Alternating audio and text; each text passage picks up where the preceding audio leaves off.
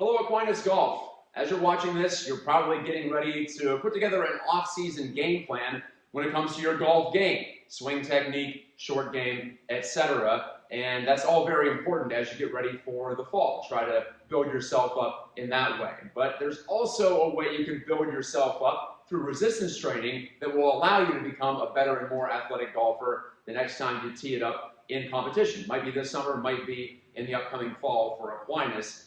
But while I can't prescribe specific plans for the entire group, obviously, everyone's got their own needs and their own strengths and weaknesses when it comes to the body and the strength of it.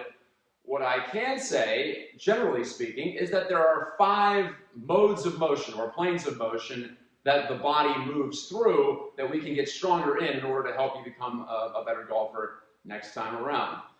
The 5 modes are, and we'll start with the upper body, and I'll just use some of these resistance bands as a demonstration, but you can do an upper body push, right? You're pushing away from your body, whether that be straight out, whether that be down low, whether that be up overhead. There are a variety of exercises, and I'll lay some examples out here in the comments below, in the description, I should say, of this video below, as to some things you can play with there. You've also got a chest fly that would be interpreted as an upper body push, but upper body push is the first plane of motion I want you to work on and try to get stronger in this off season. Then there's, of course, you probably figured this one out, upper body pull. Traditional row here, maybe a pull down if you have the resistance anchored higher, but you want to work on upper body pull motions as well. Now you guessed it, we're going on down to lower body. This is just your basic squat. It's a lower body push. So we are extending our lower body. Hips, knees, ankles, all those joints are extending. That makes up a lower body push. You want to incorporate that in your off-season workout.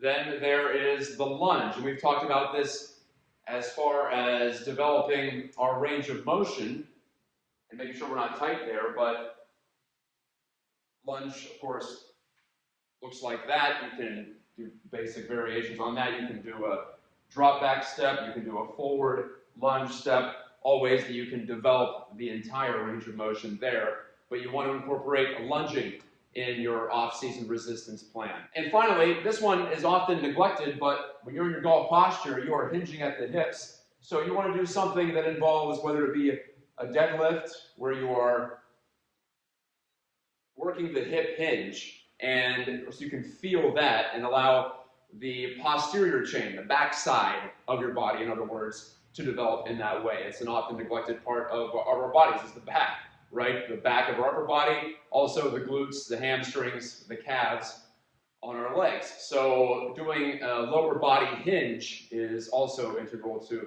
developing your power, your strength, your speed, and your resistance to injury in that way. Now, traditionally, when you get into off-season as an athlete, you can add some volume resistance-wise because you're not as concerned about fighting through some of that soreness. Soreness, stiffness, some of that fatigue is going to come, and you're going to have to manage that and work it in with your golf practice. But when you're not in competition season, you don't have to worry about it affecting your performance that much. So you can push it a little bit more, but what I would suggest is try to find a resistance that you can execute 5 to 8 times. That's kind of the happy medium there between too much weight or too little weight to elicit a response from the body. Like I was talking about earlier this year in some of these videos, you want to stimulate the body, the muscles, the neurosystem, and then that will allow, with some rest and recovery, the adaptation and the strengthening of those ranges of motion that you are working on. So I love 5 to 8 as a rep range.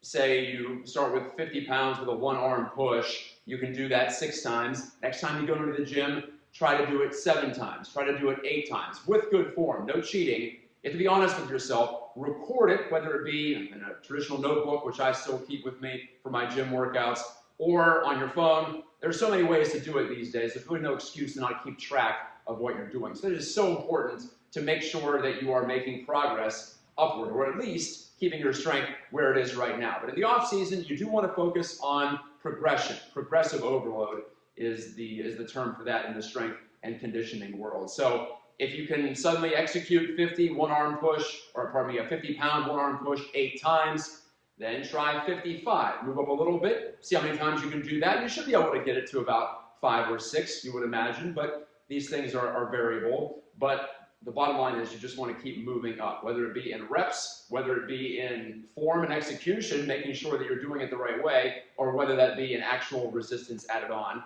Like I said, you can use resistance bands like these. You can use dumbbells, barbells, machines in the weight room. There's no wrong way to do this. I just want to make sure that you are getting stronger this off-season, this summer, as you work toward your golf goals. So again, like I said, in the description below, I'm going to have some details on what all these 5 planes of motion, modes of motion mean, and how you can attack them with your resistance training.